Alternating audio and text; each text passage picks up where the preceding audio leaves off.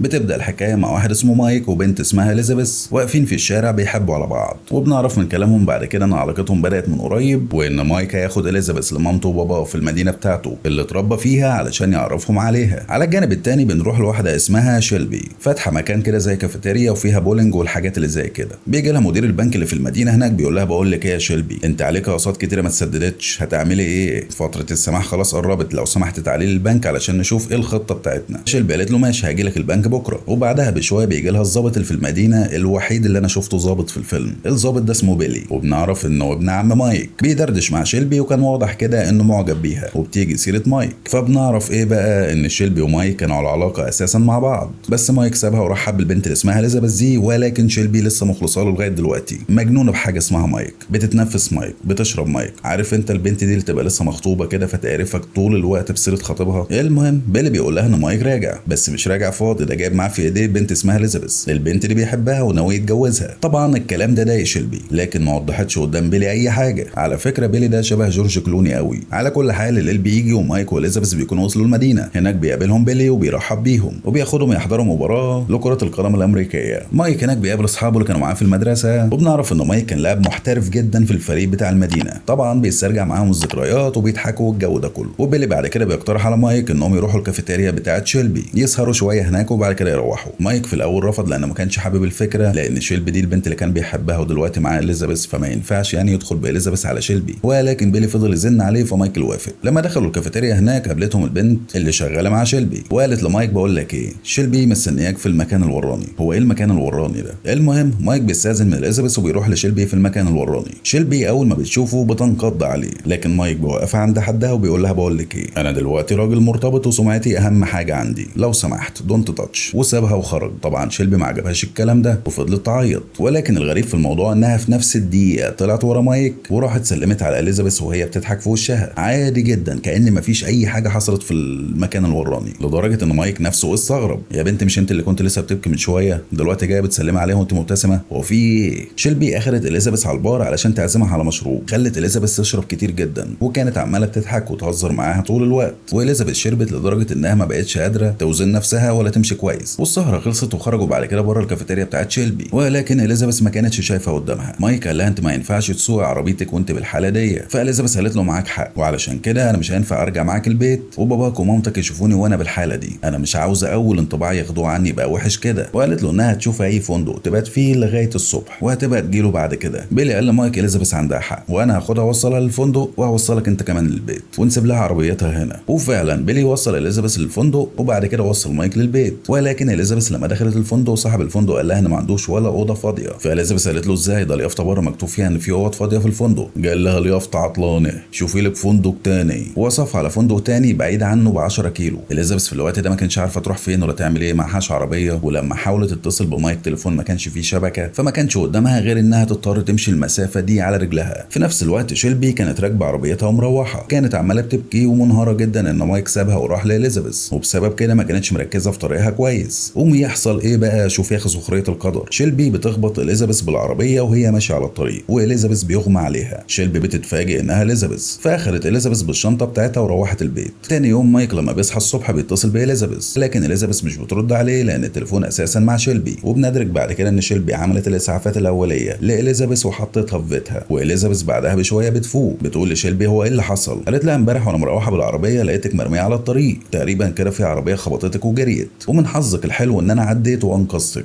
ومش عاوزاكي تقلقي، انا كنت بهتم بمامتي طول فتره مرضها وعملت لك كل الاسعافات الاوليه وانت زي الفل، انت بس محتاجه شويه راحه وهتبقى كويسه. وفتح الدولاب جواه كميه ادويه يفتحوا صيدليه اساسا. شيلبي قالت لاليزابيث ان الادويه دي كانت بتاعت مامتها المريضه. اليزابيث قالت لها ان هي عاوزه تمشي. شيلبي قالت لها مش هينفع لان الكاحل بتاع رجلك مكسور فمش هتقدري تمشي عليه، اديكي قاعده هنا لغايه ما تبقى كويسه وبعد كده بمشي. واديتها بعد كده منوم علشان تنام، ونزلت بعد كده راحت اخدت عربيه اليزابيث من مكانها. وبعدها بشويه مايك كان قال لبيلي ان اليزابيث مش بترد عليه، فبيلي اخده وراح للفندق اللي وصل فيه اليزابيث. ومايك دخل الفندق يسال عليها، قالوا له ان مفيش حد نزل عندهم باسم اليزابيث. مايك ما صدقهمش وبص على الكشف بتاع النزلاء بنفسه ما لقاش اسم اليزابيث. راحوا بعد كده للمكان اللي كانت اليزابيث سايبه فيه العربيه، لكن برضه ما لقوش العربيه. مايك قال لبيلي انا عاوزك تعمل لي بلاغ ان اليزابيث مفقوده. بيلي قال له مش هينفع، البلاغ لازم يتعمل بعد 48 ساعه تكون يعني اليزابيث ان شاء الله ماتت وشبعت موت. على الجانب التاني تاني اليزابيث بتفوق من النوم، بتقوم وبتتمشى كده في الشقه بتاعت شيلبي، وبتدخل الاوضه بتاعتها بتلاقي الاوضه كلها صور لمايك، جميع انواع الصور لمايك، طبعا صور ليها هي ومايك كتير جدا، كمان هدومه اللي كان بيلعب بيها في فريق الكوره. في اللحظه دي اليزابيث سمعت شيلبي جايه بالعربيه بتاعتها، فبسرعه خرجت من اوضتها علشان ترجع للاوضه بتاعتها. شيلبي لما دخلت البيت عرفت ان اليزابيث دخلت الاوضه بتاعتها، فطبعا اتضايقت وقالت لاليزابيث مش عيب تدخل الاوضه بتاعتي من غير ما تاخد اذني؟ بقول لك ايه يا اليزابيث، انا شايفه ان الكاحل بتاعك محتاج يترد علشان تقدري تمشي عليه تاني، تعالي بقى اما اردهولك. وفعلا شيلبي ردت لها الكاحل بتاعها لكن بطريقه عنيفه شويه، خلت اليزابيث صرختها تجيب اخر الشارع. بتخرج بعد كده بتتصل بمايك وبتقول له بقول لك ايه، انا عاوز اقابلك على الغداء، فمايك بيوافق. بعد كده بتحط منوم تاني لاليزابيث وبتخرج بتروح تقابل مايك. اتكلمت معاه وقالت له ان اليزابيث لما كانت بتتكلم معاها امبارح، اليزابيث قالت لها ان مايك متحامل عليها وفضلت تشتكي منك يا مايك، ما كانتش طايقاك. فمايك استغرب وقال لشيلبي ان اليزابيث من امبارح مش بترد عليه وحاسس ان في حاجه غلط، بس شيلبي ما كانش هممها ده كله وحاولت يعني انها تقرب من مايك، بس مايك صدها وسابها ومشي. شيلبي رجعت بعد كده البيت واتكلمت تاني مع اليزابيث، قالت لها انا اتكلمت مع مايك النهارده وبيقول ان هو متضايق جدا وفضل يشكي منك كتير، واديتها بعد كده منوم وسابتها ومشيت. ولكن اتضح ان اليزابيث كانت شايله الكالونه فبالتالي ما خدتش المنوم. قامت وبصت يمين شمال كده على شيلبي، لقيتها بره بتقطع خشب، فبسرعه جريت على التليفون علشان تكلم مايك. ولكن وإذ فجاه لقت شيلبي وراها ماسكه الفاس بتاع الخشب وقطعت بيه سلك التليفون، وقالت لها انا يا بت تشتغليني؟ ده انا مش هديكي منوم، ده انا هديكي ملين،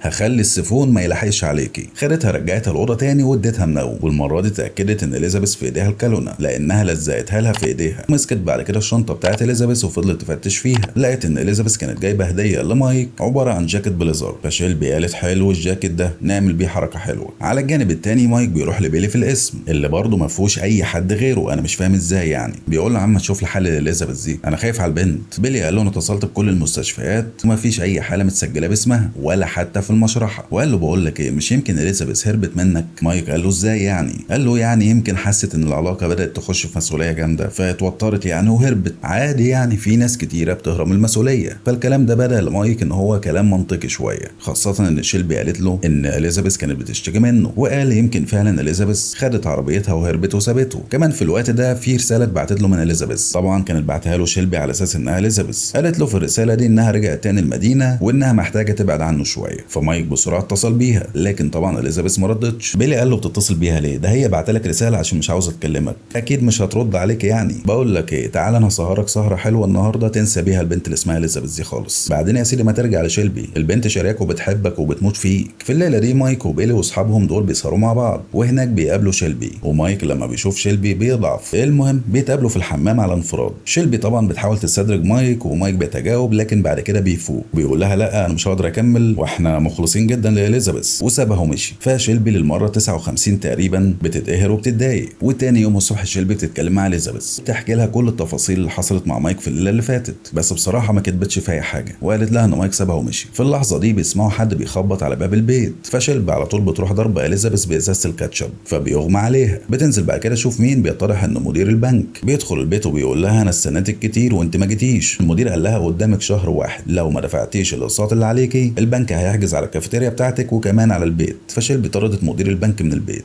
على الجانب التاني اليزابيث لما شافته خارج من البيت فضلت تخبط على الشباك وتنده عليه علشان يساعدها، بس الراجل كبير في السن يعني فما كانش شايف او سامع كويس. ايه ده يا معلم، وانت راكب عربيه سبرانزا ولا ايه؟ المهم فين بقى لما بيدرك ان في حد بينده عليه وبيخبط على الشباك، بتكون شيلبي طلعت لاليزابيث وشدتها من قدام الشباك ووقفت هي مكانها وشاورت لمدير البنك وقالت له باي، وكانت حاطه اليزابيث تحت رجلها. خدتها بعد كده وحبستها في الحمام وقفلت عليها، وكانت واخده بعد كده الجاكيت البليزر ده علشان توديه لمايك. بس قبل ما تاخده فتشت في جيوبه، لقت ان اليزابيث سايبه له فيه رساله بتقول له الحقني شيلبي خطفاني. فشيلبي بكل بساطه اخدت الرساله دي وحطتها من تحت عاب الباب لاليزابيث. قالت لها كان غيرك اشطر يا بنت انت، انا عارفه كل الحركات دي لان كنت بعملها اساسا. واخدت الجاكيت وراحت علشان تقابل مايك. راحت لمايك البيت وادت له الجاكيت ده كهديه، ومايك اول ما شاف الجاكيت عجبه جدا لدرجه انه استغرب ان شيلبي هي اللي جايبه الجاكيت ده. قصدك ايه بالكلام ده يا معلم، ان شيلبي ما عندهاش ذوق يعني ولا ايه؟ المهم يعني شيلبي برضه حاولت تتقرب من مايك لكن برضه مايك ما ادالهاش وش. في نفس الوقت ده على الجانب التاني اليزابيث كانت بتحاول تخرج من الحمام، فاخدت غطا الحمام علشان تكسر بيه شباك الحمام باين ولا ايه، لقت فيه ورق ملزوق في الغطا ده. اليزابيث طلعت الورق ده وبصت عليه، اتضح ان الورق ده خاص بمامة شيلبي. كان فيه ورق بيتكلم عن نباتات سامه وصور لمامة شيلبي، حالتها في الاول كانت كويسه بعد كده بدات تسوء، كمان شهاده الوفاه بتاعتها، وكان مكتوب تحتها ان شيلبي رفضت رفضت تشريح جثة والدتها. فإليزابيث بتدرك في الوقت ده إن شيلبي كانت بتسمم والدتها وهي السبب في موتها. يا نهار أزرق، لما هي عملت كده في أمها أمال هتعمل إيه فيك يا بنتي؟ ده مش هتديكم ملين، ده هتديكي حجن طلق. على كل حال بعدها بشوية شيلبي بترجع البيت، بتفتح الحمام مش بتلاقي إليزابيث، وإذ فجأة إليزابيث بتيجي من وراها وبتديها بغطا الكومبليشن، وبسرعة بتلبس جاكيت وبتخرج من البيت وبتجري على الجراج اللي فيه العربية بتاعتها، ولكن بتلاقي العربية مقفولة. فإليزابيث خبطت على العربية علشان متضايقة. العربية تعمل ايه؟ انذارها اشتغل. على الجانب التاني شيلبي كانت فائت ونزلت علشان تدور على إليزابيث، فسمعت صوت انذار العربية وعلى طول راحت على الجراج لقت إليزابيث هناك. شيلبي اول ما شافتها كده جنب العربية قالت لها تصدقي يا بنت انت متخلفة وتستاهل اللي جرالك. ليه بقى قالت لها كده؟ لان مفاتيح العربية كانت في الجاكيت اللي إليزابيث لابساه. شيلبي طلعت المفاتيح وقفت جهاز الانذار، والمرة دي اخدت إليزابيث وحطتها في البدروم بتاع البيت. وتاني يوم مايك كان بيلبس وبيجهز نفسه علشان المدرسة اللي كان فيها كانوا عاملين حفلة على شرفه بمناسبة يعني انه كان لاعب جامد جدا في الفريق بتاع المدرسة، ولبس الجاكيت اللي اديته شيلبي. على الجانب التاني شيلبي كانت بتلبس وبتظبط نفسها كده علشان تروح الحفلة، ما هو ما فيش فايدة بعيد عنك جبلة. ولكن في الوقت ده بيلي بيجي لها بيقول لها انا كنت معدي كده من قدام البيت بالعربية فقلت اجي اخدك معايا اوصلك للحفلة. شيلبي قالت له الموضوع مش سهل يعني مش عاوز اتعبك معايا. بيلي قال لها يا سلام تعبك راح. قال لها انا عاوز اقول لك على حاجة، مايك ده يعني مش اخر المطاف، انا شايف ان هو بيعاملك وحش ومهمشك كده مش عامل لك اي حساب، فيعني خلي بالك في ناس ثانيه غير مايك تتمنى ان هي يعني تبص لها يعني. في نفس الوقت ده إليزابيث ساحت راحت عند سكينه الكهرباء ونزلتها. فبيلي قال لها ايه ده؟ الكهرباء عندك بتقطع وانا موجود،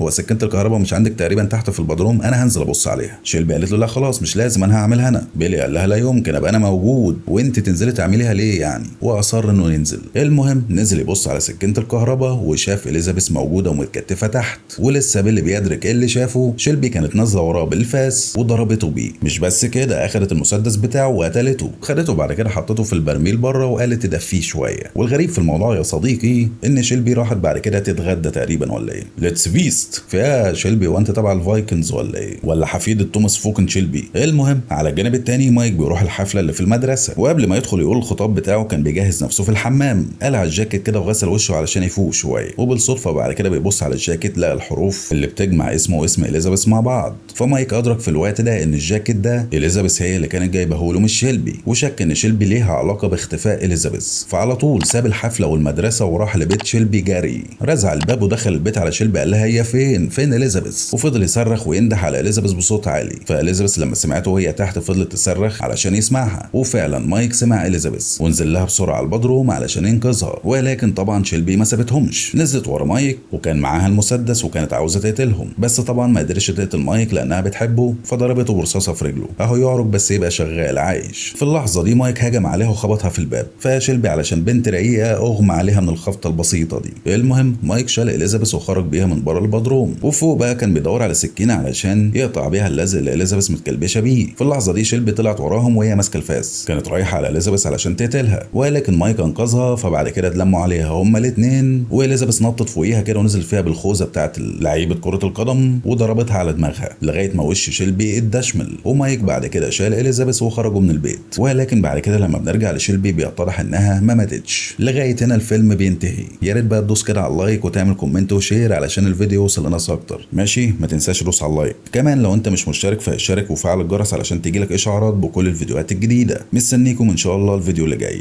سامي زازا.